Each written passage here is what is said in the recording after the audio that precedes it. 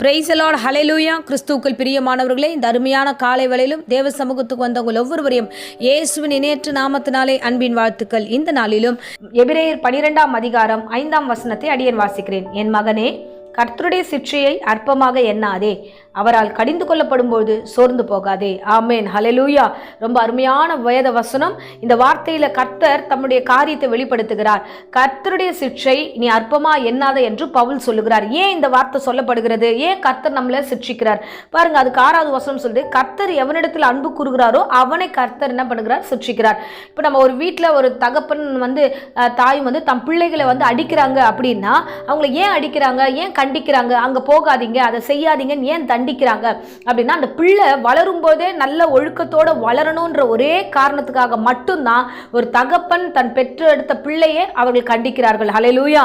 So கண்டிக்கிறதுனால பாசம் இல்லை, so அவங்க அந்த குழந்தைய அடிச்சு கொள்றாங்க, இல்லை அந்த குழந்தைய கண்டுக்க மாட்டாங்க, அவங்க பாசமே இல்லை, அப்படி இல்லை. பாசம் மிகுதியா இருக்கிறதுனால தான் ஒவ்வொரு வீடுகளிலும் தாய் தகப்பன் ஒரு கண்டிப்பை தெரியப்படுத்துறாங்க. இல்லை நீங்க பண்ணாத, நீங்க பேசாத, இதை செய்யாத அப்படின்னு சில நேரங்களில் ஆண்டவர் இவ்விதமாய் அந்த தாய் தகப்பனை ஆலோசனை கொடுத்து நடத்துகிறார். ஆமேன், ஹல்லேலூயா. பாருங்க, அதே போலதான் ஆண்டவரை நோக்கி வருகிற ஒவ்வொரு பிள்ளைகளும், இந்த வேளையில பிரசங்கத்தை நீங்க கேட்டுட்டு இருப்பீங்க, நம்முடைய வாழ்க்கையில சில காரியங்கள் சிட்சிப்பது போல தோன்றும். ஆண்டவர் என்ன நம்மளை தண்டிச்சுட்டாரோ அப்படின்னு உங்களுக்கு சில காரியங்கள்லாம் தோணும். ஏன் ஆண்டவர் அனுமதித்திருக்கிறார்னா, நாம சீர்பட வேண்டும் என்பதற்காக, இனி இந்த விதமான தவறுதல் நாம் செய்யக்கூடாது என்பதற்காகவும் ஆண்டவர் தம்முடைய பிள்ளைகளை அதிகமாக நேசிக்கிறபடினால இந்த வழியில கொண்டு வருகிறார். அல்லேலூயா. சோ பாருங்க, நீதிமொழிகள் 13ஆம் அதிகாரம் 24ஆம் வசனத்துல, பிரம்பை கையாடாதவன் தன் மகனை பகைக்கிறான். ஆமேன், ஹல்லேலூயா. சோ ஒரு தகப்பன் தம் பிள்ளை கண்டிப்பதற்கு கையில கொம்பு எடுக்கலன்னா நிச்சயமா அந்த குழந்தையை பகைக்கிறான், அவனை கண்டிக்கல, தப்பான வழியில போகும்போது நீ பண்ணாத, இதை செய்யாதன்னு அடிச்சு வளர்க்கலன்னா கண்டிப்பா அந்த இடத்துல அந்த பிள்ளை கெட்டு போகிறதுக்கான வாய்ப்பு அநேக இடங்கள்ல இருக்கு. ஹல்லேலூயா. ஏன்னா ஒரு முக்கியமான வேதத்திலே நம்ம ஒரு முக்கியமான ஒரு காரியத்தை பார்க்கிறோம். சிம்சோனை குறித்து பார்க்கிறோம். அவருடைய தாய் தகப்பன் கர்த்தரால முன்குறிக்கப்பட்ட பிள்ளையை ஆண்டவர் அவருக்கு கையில கொடுக்கிறாரு. நீ வளர்க்கணும், இந்த பிள்ளை ஒரு நியாயாதிபதியாய் வரப்போகிறான் என்று அந்த தாய் தகப்பனுக்கு அந்த சிம்சோனை கொடுக்கும்போது அந்த தாய் தகப்பன் தன் பிள்ளையை சரியாய் வளர்க்கவில்லை. அவன் தவறுதலான வழியில போகும்போது அவனை கண்டிக்கல.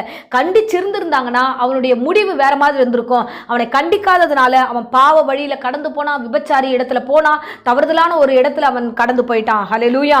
சோ இந்த நேரத்திலையும் கர்த்தர் என்ன சொல்லுகிறார்னா, கண்டிக்கும் பொழுது, கர்த்தர் ஒருவேளை உன்னை சிட்சிக்கும் பொழுது, நீ கேட்ட காரியத்தை கொடுக்காம இது பண்ணது தப்புன்னு உன்னை எல்லா இடத்துலையும் ஆண்டவர் உன் இடத்துல சொல்லும் பொழுது அதை கேளுங்க. ஏன் ஆண்டவரே இப்படி சொல்றீங்க?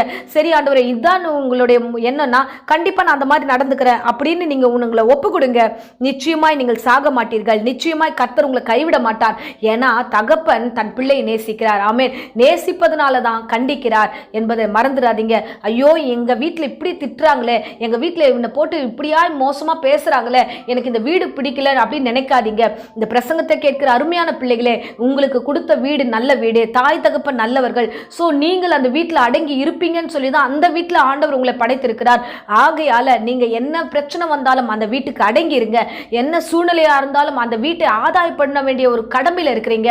கர்த்தர் சில வேலைகளில் அந்த சிற்றையான ஒரு வழியின் பாதையில் நடத்தும் போது, ஸோ நீங்க தாய் தகப்பனையோ இல்லைன்னா கர்த்தரையும் நீங்க கோபித்து கொள்ளாதீங்க.